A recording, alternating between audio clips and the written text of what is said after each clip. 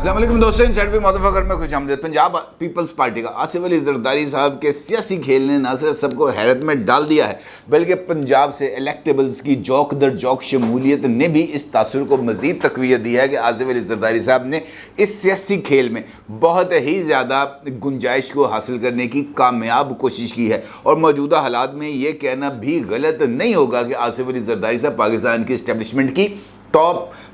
Choices के अंदर शामिल हैं। और इस बात का सबूत आपको तलाश करने के लिए कुछ ज़्यादा मेहनत करने की ज़रूरत नहीं है, बल्कि बाग का ज़िमनी इलेक्शन जो आज़ाद कश्मीर के साबिक़ वज़ीर आज़म सरदार तनवीर अलियास की नाअहली के नतीजे में खाली हुई थी, सिर्फ आप उसके नताइज को ही देख लें तो आपको पता चल जाएगा। उन तमाम दावों की हकीकत भी आपके सामने आ जाएगी जो इमरान खान साहब की जमात की तरफ से किए जाते थे कि जनाब इमरान खान तक खंबा भी खिलारेगा तो उन्हें जज जाना है। वो खंबा कहाँ पे जाके खड़ा हुआ किसी को नहीं पता चला कि जनाब वो खंबा वहाँ पे कोई मौजूद था भी या नहीं। असल मुकाबला था दोनों ही सियासी हरीफों के दरमियान, पाकिस्तान पीपल्स पार्टी और पाकिस्तान मुस्लिम लीग नून के दरमियान। जो मार्का जीत लिया है पीपल्स पार्टी ने, उनके कमरुल इस्लाम साहब ने मुस्लिम लीग नून के उम्मीदवार जनाब मुश्ताक अहमद मनहास साहब को तकरीबन कोई 5-1 हज़ार वोटों की बढ़तरी से शिकस्त दी है। अब ये इलेक्शन बहुत सारे जो आईब्रोज हैं उनको ऊपर करने के लिए, उनको रेज़ करने के लिए काफ़ी है, क्योंकि इसका मतलब ये है कि इस सिस्टम के अंदर पीपल्स पार्टी की जो शमूलियत है और उस शमूलियत के जो नताइज हैं वो पीपल्स पार्टी को मिलने जा रहे हैं। अदरवाइज़ आसिफ अली ज़रदारी साहब इस बात का दावा ना करते कि जब मैं चाहूँगा तब इलेक्शन होगा। ना सिर्फ ये, बल्कि आसिफ अली ज़रदारी साहब ने लाहौर में क़याम के दौरान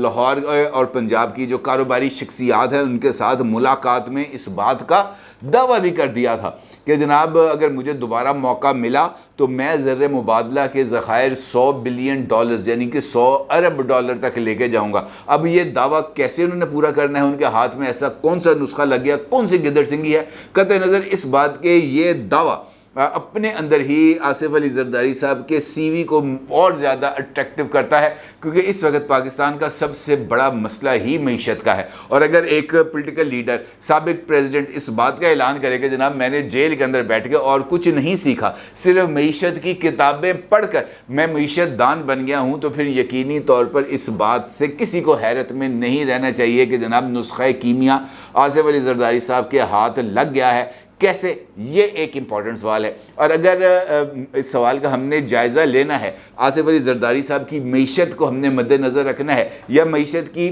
जो ख़ासियतें हैं आसिफ अली ज़रदारी साहब ने जो बयान की हैं, अगर हमने वो जांचना है तो फिर आज का जो बजट पेश हुआ है कम से कम उसको भी तो मद्देनज़र रखना पड़ेगा। क्योंकि ये मईशत की मौजूदा हालत और आसिफ अली ज़रदारी साहब के दावे, इन दोनों को अगर एक लड़ी में पिरोना है तो फिर इन दोनों का जायज़ा ज़रूर लेना पड़ेगा। बजट कतई नज़र इस बात के कि जनाब हर एक जो बजट है वो पेश होने के बाद यही दावा किया जाता है कि जनाब ये एक आइडियल बजट है। जिस हद तक हम रिलीफ दे सकते थे हमने लोगों को रिलीफ दिया। कहने का मतलब क्या है कि कुछ चीज़ें ऐसी हैं जिनको आप बड़ी आसानी के साथ जांच सकते हैं कि जी ये बजट कैसा है। अब अगर देखा जाए तकरीबन 14,500 अरब रुपए का ये बजट है, यानी 14.5 ट्रिलियन रुपीस का ये बजट है। और इस बजट के अंदर जो डेफिसिट है, जो खसारा है, वो अब तक जो शो किया गया है वो 750 अरब रुपए लगाया गया है, जबकि 7,300 अरब रुपए सूद और कर्ज़ों की अदायगी पर खर्च किए जाएंगे। यानी टोटल बजट का जो आपका 50% है वो चला जाएगा सूद की अदायगी और कर्ज़ों की अदायगी। यानी 14,000 का जो ट्रिलियन का जो बजट है वो उसमें से आपके हाथ में सिर्फ कोई 6,000 अरब रुपए बचेंगे। अब इन 6,000 अरब रुपयों में से आपने क्या करना है? इन 6,000 अरब रुपयों में से आपने जनाब अपने सरकारी मुलाजमीन को तनख्वाहें देनी है, सबसे इंपॉर्टेंट चीज़ है। उनकी पेंशन अदा करनी है, ज़रूरी है। आपने तमाम यूटिलिटीज़ जो सरकारी महकमों को दरकार हैं वो देने, और हर एक सरकारी महकमे को उसके जो सालाना अखराज हैं उसका बजट देना है। इसके बाद सबसे बड़ा खर्चा आ जाता है आपके डिफेंस एक्सपेंडिचर्स का। और ये तमाम अखराजात जो आमदनी के हैं, अखराजात हैं, वो तमाम को जब आप बैलेंस करते हैं तो पता ये चलता है कि जनाब आपने तकरीबन 750 अरब रुपए घाटे में, ठीक है जी, यानी आपने 1,000 रुपया कमाया, 1000 रुपये कमाने के बाद जब खर्चे का आपने अंदाज़ा लगाया तो पता ये चला कि 750 रुपये यानी 750 रुपये की आपको और ज़रूरत है ताकि आप ये इस घर का सिस्टम चला सकें। तो इसका मतलब ये है कि आपको मज़ीद कर्ज़े लेने पड़ेंगे और ये कर्ज़ की जो मीशत है इसको ऐसे ही चलता रहना पड़ेगा उस वक्त तक जब तक आप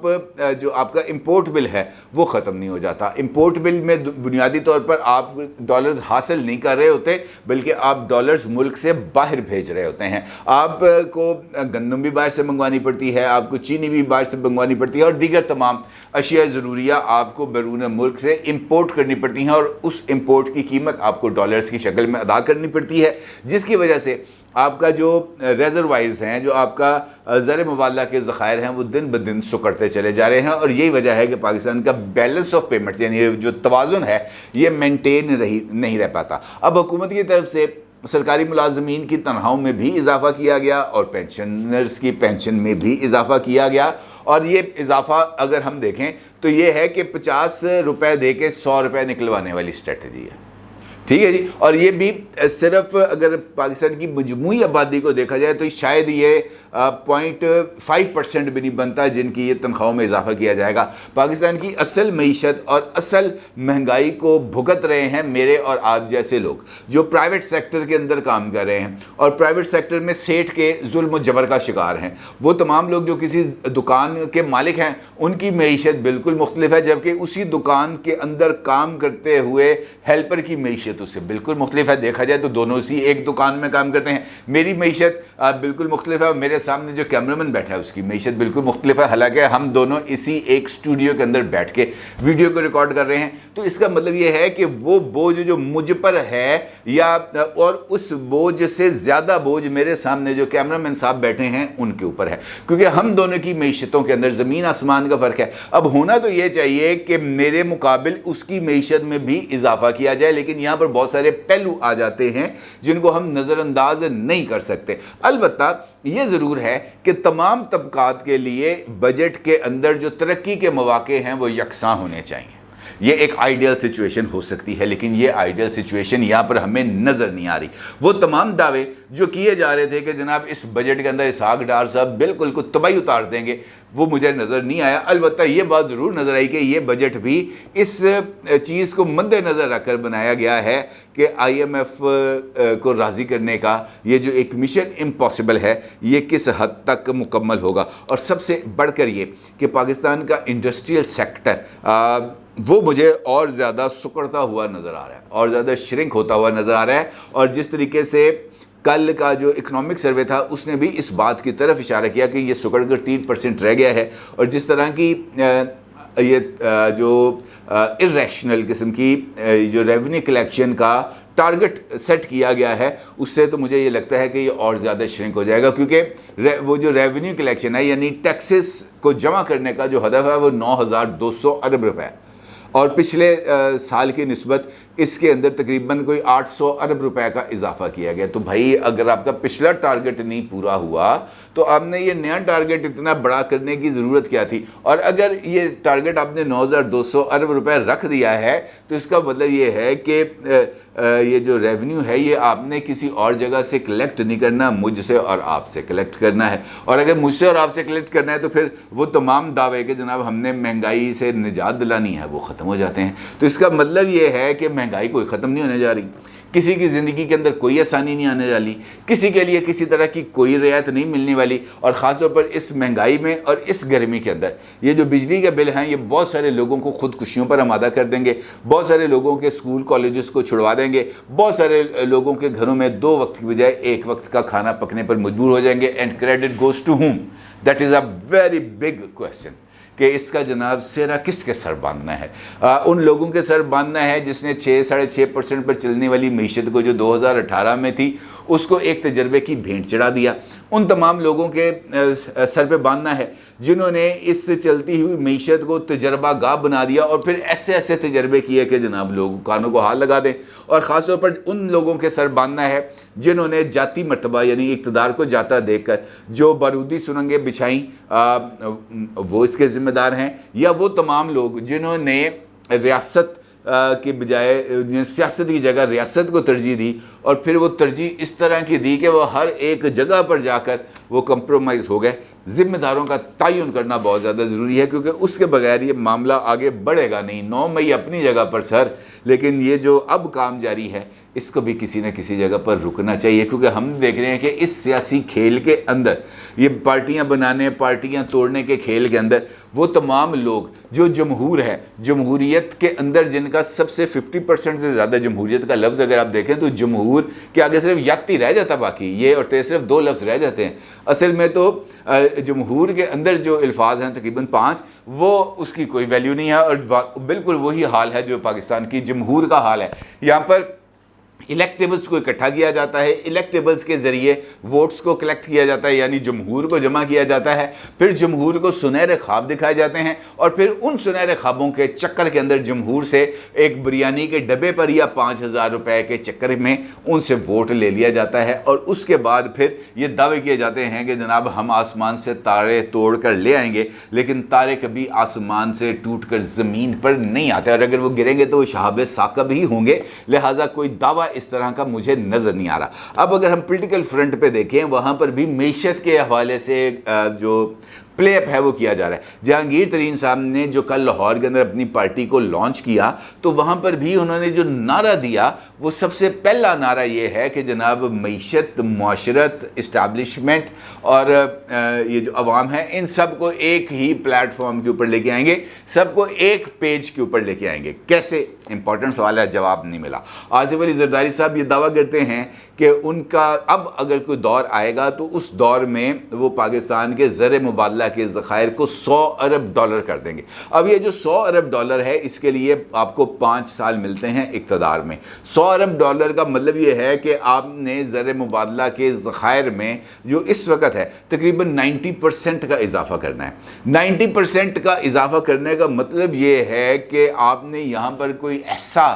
معجزہ کرنا ہے جس سے پورے کے پورے حالات ہی بدل کے رہ جائیں۔ یہ ایک امپورٹنٹ سوال ہے، لیکن اس کے لیے آصف علی زرداری صاحب نے کوئی اور فارمولہ نہیں دیا۔ البتہ پنجاب پر قبضے کے لیے جو سیاسی کھیل آصف زرداری صاحب کھیل رہے ہیں وہ سب سے امپورٹنٹ ہے۔ اس وقت چونکہ یہ اقتدار میں آنے کا معاملہ ہے، جمہور کا معاملہ ہے، لہٰذا اس کے اوپر بات کرتے ہیں۔ اب آصف علی زرداری صاحب کی اسٹریٹجی کیا ہے؟ آصف علی زرداری صاحب کو اس بات کا تو یقین ہے کہ وہ سندھ کی حد تک بہت زیادہ کمفرٹیبل ہیں، اور سندھ سے وہ بڑے آرام سے 48 کے قریب وہ سیٹیں لے کے جا سکتے ہیں، اور اگر ان کو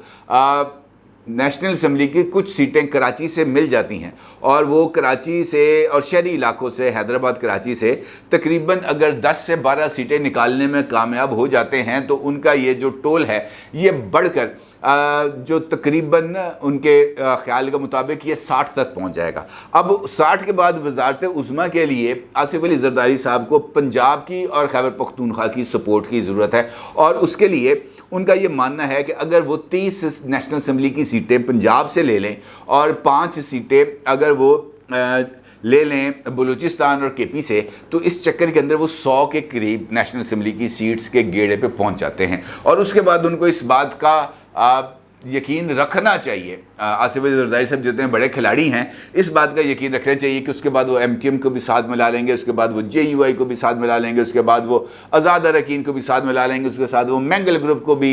ہر ایک گروپ کو انہوں نے ساتھ ملا لینا ہے، اور اس کے بعد انہوں نے نیشنل اسمبلی میں اپنی گورنمنٹ بنا لینی ہے۔ اور اسی لیے پنجاب آصف علی زرداری صاحب کے لیے سب سے زیادہ امپورٹنٹ بیٹل گراؤنڈ ہے، اور اس کے اوپر انہوں نے فوکس کیا۔ اگر آپ کو نہیں یقین آتا تو آپ لاہور کی مختلف سڑکوں پر لگے ہوئے پیپلز پارٹی کے پول سائنس دیکھ لیں تو آپ کو اس بات کا اندازہ ہو جائے گا کہ پنجاب میں جو سچویشن ہے وہ آصف علی زرداری صاحب اپنے ساتھ کسی نہ کسی طریقے سے انگیج کر کے اپنی پریزنس کا اظہار کرنا چاہتے ہیں۔ اور یہ جو الیکٹیبلز کا فارمولہ آصف علی زرداری صاحب نے رکھا ہے، اور خاص طور پر جنوبی پنجاب میں رکھا ہے، تو یہ ایک نہیں 2 قوتوں کے لیے پیغام ہے، خاص طور پر ان تمام لوگوں کے لیے جنہوں نے ماضی میں آصف علی زرداری صاحب کو اس بات کا یقین دلایا تھا کہ اگر ہم کوئی پولیٹیکل ایڈوینچر کریں گے تو آپ کے ساتھ مل کر کریں گے، یعنی جہانگیر ترین صاحب۔ اور اب ان کے بارے میں اس بات کا اعلان ہو رہا ہے کہ جناب وہ نون لیگ کے ساتھ مل کر